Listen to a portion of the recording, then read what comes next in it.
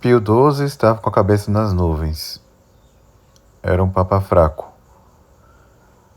E a outra responde: após a leitura desse livro e um estudo aprofundado da história eclesiástica, é inevitável que surja a indagação: terá esse homem sido, de fato, um verdadeiro papa?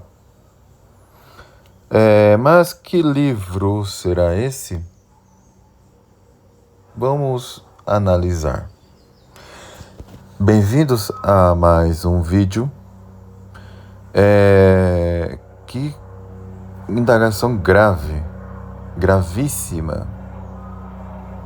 Afinal, está questionando se Pio XII ou o que foi então cardeal Eugenio Pacelli foi realmente papa. Mas que livro será esse? Bem, eu verifiquei. Está se referindo a um livro, The Undermining of the Catholic Church. Seria algo como a demolição da Igreja Católica. A autora é Mary Ball Martinez. Vamos chamar de Maria Bola. Tá? Eu fiz uma análise desse livro que, segundo a pessoa que colocou essa postagem aí, eu fiz até questionar se Pio XII foi realmente o verdadeiro Papa. Bem, eu não sei de que história eclesiástica ele está falando, tá? Eu não sei que obras ele se refere. Talvez sejam essas obras panfletárias, tipo a da Maria Bola e o Complô contra a Igreja. Pelo menos o Complô contra a Igreja tem várias referências, ainda que com leituras muito anacrônicas.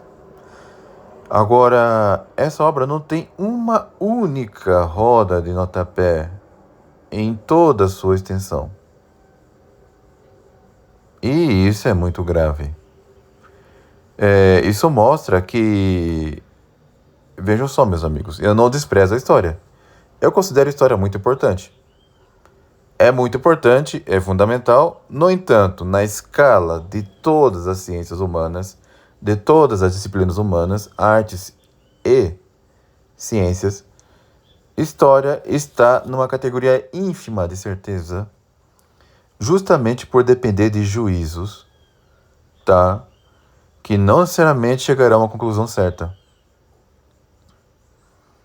E eu gostaria de demonstrar... Aliás, eu gostaria que demonstrassem que eu estou errado. Porque quem diz isso sou eu? Não. Aristóteles e São Tomás de Aquino. Tá? Alguns podem objetar. Mas a Sagrada Escritura contém histórias. Contém os atos de Abraão, Isaac, Moisés, Nosso Senhor Jesus Cristo mesmo. Tem os Atos dos Apóstolos, que é pura história. No entanto, por mais que sejam histórias, não entro nessa categoria justamente porque é algo que já transcende a história e é, sim, revelação divina. São escritos e inspirados por Deus. Quando nós estudamos histórias, estamos lidando com documentos e fontes que não são de inspiração divina, mas humana. Tá? E essa pessoa está questionando o pontificado de Pio XII com base em quê? Com base, vejam só, em atitudes do Papa antes dele se tornar Papa. E com juízos claramente temerários. Claramente temerários. E por que estou usando esse cara como exemplo? Porque eu não quis colocar o nome dele. No entanto, muita gente, tá, tem adotado uma postura dele, mas não por parte dele, mas sim de outros, tá? Esse cara, na minha opinião, é apenas mais um influenciado por outros, que eu não vou colocar aqui, mas é mais para expor o risco gravíssimo, tá, do modernismo tradicionalista, como eu chamo. O que é crer que nós podemos compreender a nossa fé à luz da história. É um historicismo eclesiástico. Tá? Então, uma das consequências é justamente querer questionar o pontificado de alguém a partir de um juízo histórico. Um verdadeiro tradicionalista, tá? Seja de qual posição for, ele não faz isso. Mas sim, compreendendo se o Vaticano II, por exemplo, está em ruptura ou está em continuidade com a tradição da Igreja. É isso que interessa. O juiz histórico apenas vai buscar entender o que aconteceu para isso acontecer. Agora, se há continuidade, então não tem importância. Agora, se não há continuidade, talvez o juiz histórico explique. Veja bem, talvez. Tá? Talvez. Porque um juiz histórico nunca vai alcançar uma certeza apodítica certa, tá? Analítica, tal como, por exemplo, o silogismo alcança. Mas vamos aqui analisar um outro ponto. A Maria Bola, ela, como nós podemos ver, ela não segue o rigor devido. Eu não estou dizendo que não devemos seguir um rigor metodológico extremo em todas as ocasiões, tá? Eu não sou contra escritos informais, sem muitas fontes, emitindo uma certa opinião e colocando e omitindo fontes, sabendo que presumindo que o leitor já tenha lido seus escritos anteriores, tá? Onde já contém diversas fontes.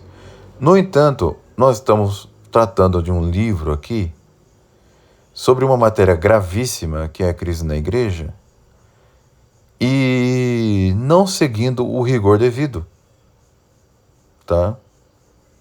Acusando, por exemplo, Pio XII de ter preparado tudo isso e de ter sido influenciado por modernista, quiçá ser modernista, né?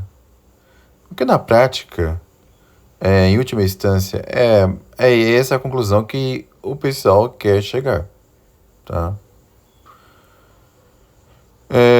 Veja, por exemplo, um trecho que eu recortei aqui para entender melhor como é que é o conteúdo desse livro.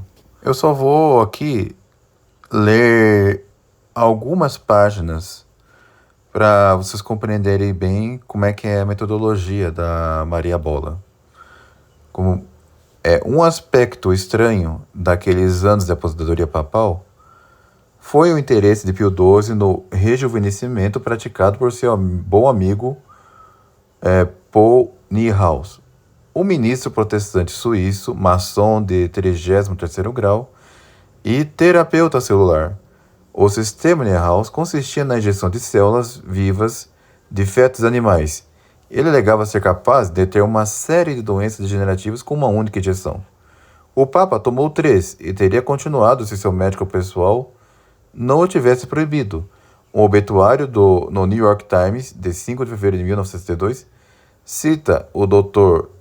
Tito Ceccherini, médico da família Pacelli, como soberano grande comandante do Supremo Conselho dos Maçons do rito escocês, na década de 1950, ascendendo a grão-mestre de todos os ritos maçônicos. 4 anos antes de sua morte, uma espécie de papa dentro da maçonaria? Em comparação com os seus 2 sucessores, Pio XII era um gigante entre os papas. Embora ele não fosse de chorar, qualquer que fosse a extensão de sua angústia, há evidências de que era muito grande. Nas últimas linhas de uma série de artigos escritos para comemorar o centenário do nascimento do pastor Angélico, o padre Virgílio Rotondi membro da equipe editorial da revista jesuíta Civiltà Católica, observando que ele havia estado em contato diário com Pio XII devido ao interesse desse último no movimento da companhia por um mundo melhor, confessou que ficou perplexo um dia ao ouvir o Papa dizer, abre aspas, reze por mim, padre, reza para que eu não vá para o inferno, fecha aspas. Rotondi, que admitiu considerar Pio XII um santo, poderia ter consolado o velho Pacelli com a observação de que tudo o que ele havia feito ao longo de sua vida havia sido condicionado desde a infância. Ele dificilmente teve escolha. Desde a infância, desde o dia em que o pequeno Eugênio, de 2 anos, havia levado ao leito da morte de Pio IX, e ouviu o Papa dizer a seu pai que o pequeno cresceria para ser de grande valor para o Vaticano. Seu pai se propôs a torná-lo um papa, educado em casa. O menino não havia contato com colegas de classe. Então, como se todo o Vaticano pressentisse essa operação de um herdeiro aparente, Eugênio foi entregue ao cardeal Rampolla, que escolheu o currículo modernista de Capranica novamente para ser afastado da vida escolar normal. Após a ordenação, o padre Pacelli tornou-se o companheiro constante de Rampolla, como seu secretário particular. Quando não estava viajando, seus associados próximos dentro do Vaticano eram os da equipe de Rampolla, de La Chiesa, ou seja, futuro Papa Bento XV, Gaspari, Randini Tedeschi e o jovem Roncalli, futuro João XXIII. Assim, todo o padrão do seu pensamento e crença havia sido estabelecido para ele, muito antes de encontrar com o altamente politizado Giovanni Montini. O milagre da ordem do experimentado por São Paulo no caminho de Damasco ou pelo imperador Constantino na ponte Milvia poderia tê-lo dissuadido de abraçar a revolução, mas nada menos. Continuando, em 1958, enquanto os efeitos mundiais de sua escolha política em tempos de guerra continuavam a horrorizá-lo, Eugenio Pacelli morreria com sua esperança de um novo tipo de igreja católica intacta. Giovanni Battista Montini, seu colaborador de longa data, seria capaz de concretizá-la. Os leitores que se consternam ao encontrar Pio XII nomeado como principal protagonista da mudança, fariam bem em ler novamente a última página. A frase, ele dificilmente teve escolha, é um pedido de desculpas para Pacelli. O homem, Pacelli, o Papa, é outra questão. A família havia vindo para Roma no início de 1800, a mando da casa Rothschild. É razoável supor que os astutos banqueiros de Frankfurt confiariam a um Goim uma parte fundamental de seu avanço pela Europa, que era trazer os Estados Papais firmemente para sua órbita. Para judeus que praticavam o catolicismo, sim. Uma coisa é admitir o sucesso judaico em questões financeiras, culturais, políticas e culturais. Outra é recusar-se a acreditar em sua penetração no Vaticano.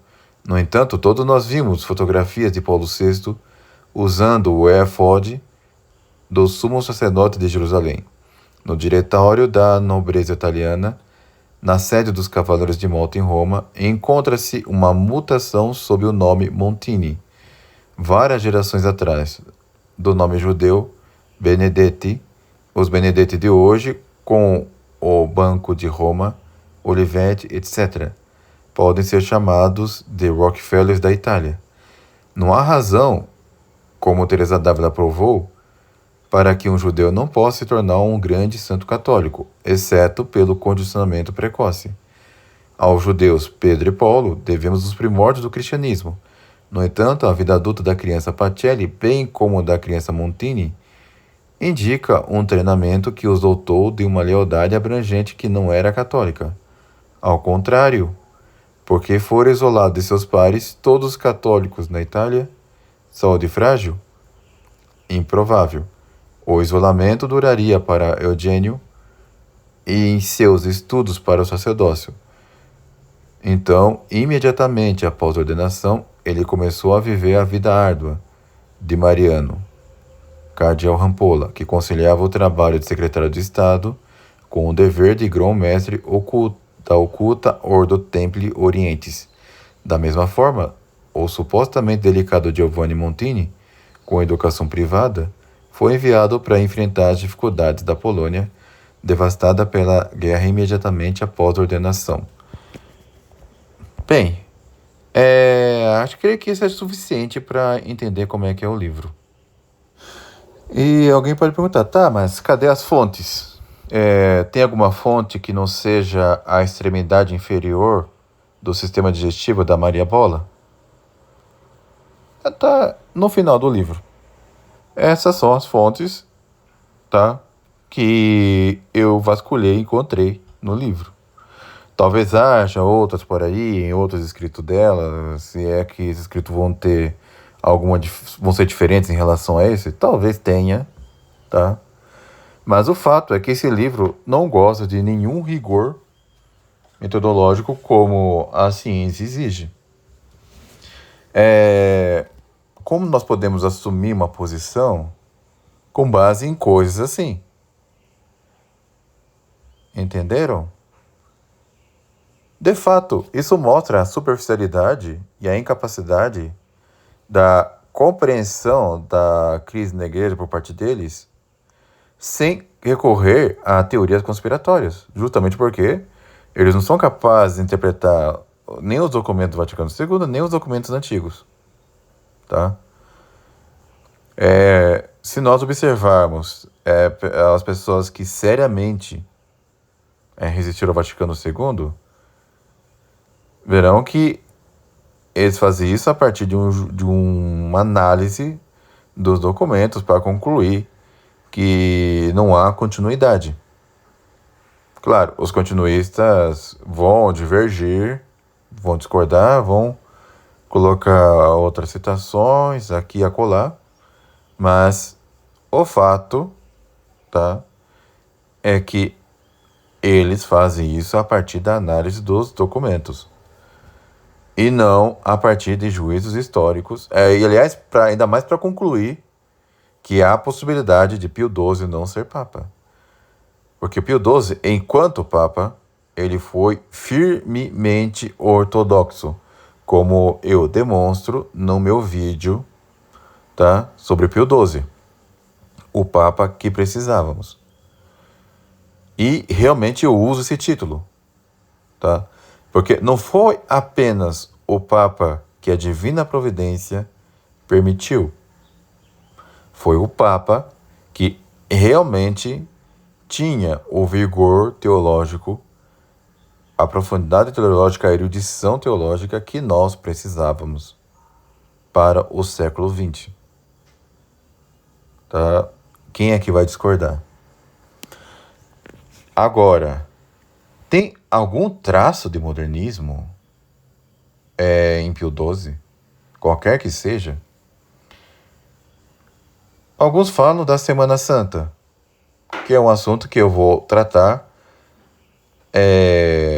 no domingo de Ramos, quando será publicado o meu vídeo sobre o rito da Semana Santa, com uma análise realmente teológica, e não com base em fontes como a Maria Bola, tá? Visto que muitos fazem aquela leitura anacrônica, aquela análise anacrônica da coisa, aquela análise superficial, sabe? Sem a compreensão do que é a causa e efeito. Como é que eles falam?